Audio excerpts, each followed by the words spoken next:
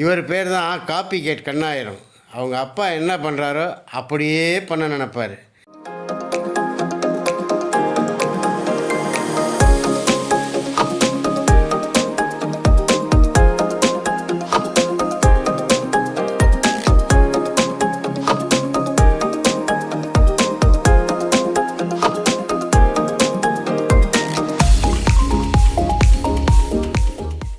இப்படியே போய்கிட்டு இருந்துச்சு.